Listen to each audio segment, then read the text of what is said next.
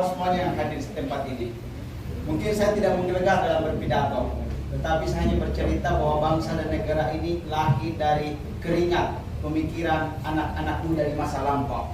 1908, anak-anak muda yang usianya belasan tahun, Soetomo, dibimbing Dr. Wahidin, mampu mencetuskan hari kebangkitan yang hari ini diperingati 280 juta manusia di Indonesia, yaitu Hari Kebangkitan Nasional.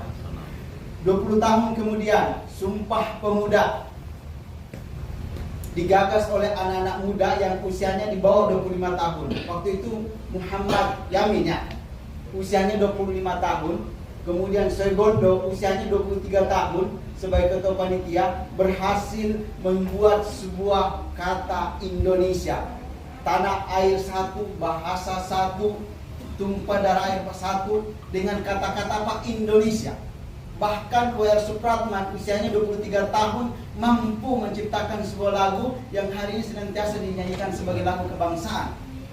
Itu anak-anak muda yang usianya 25 tahun sampai 23 tahun, bahkan ada yang lebih muda. Hidup muda! Kemudian 1945 Indonesia dipaksakan merdeka oleh anak-anak muda yang usianya antara 30 tahun sampai 35 tahun.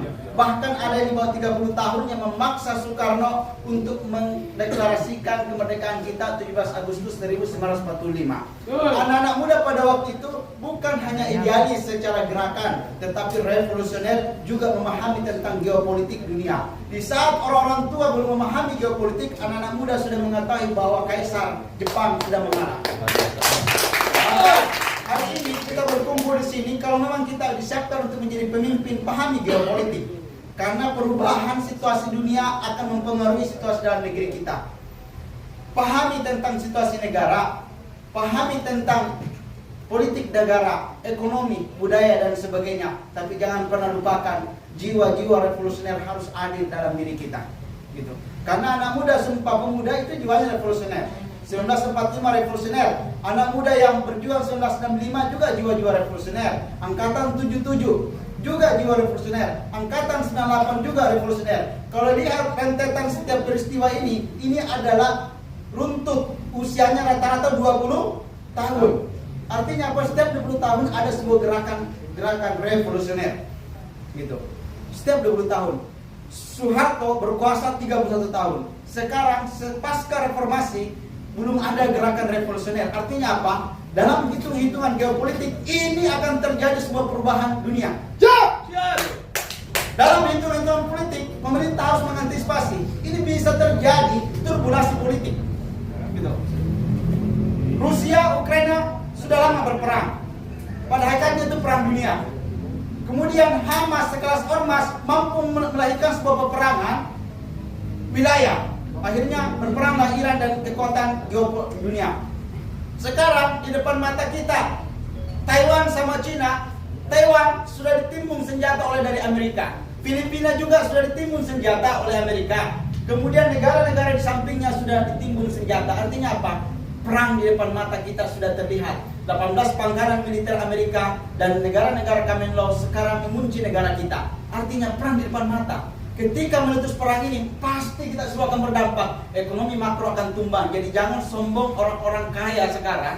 Jangan sombong para pejabat-pejabat itu, apalagi anak-anak pejabat itu, apalagi hasil dari korupsi. Ingat, yang akan bertahan ketika terjadi perubahan geopolitik dan dinamika peperangan dunia adalah anak-anak aktivis yang memiliki jiwa idealisme.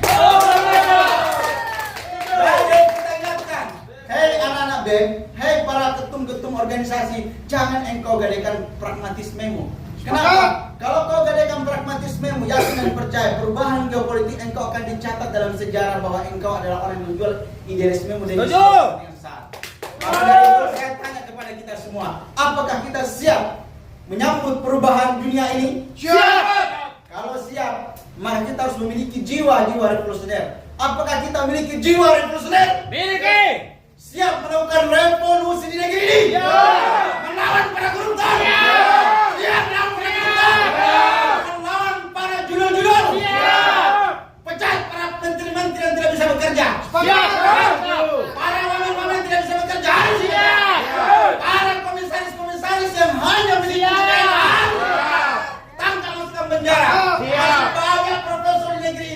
Masih banyak aktivis yang di jalan saya kiri yang bisa membantu kebijakan-kebijakan pemerintah. Tetapi kalau pemerintah tidak mendengar, kita harus siap melakukan revolusi. Assalamualaikum warahmatullahi wabarakatuh.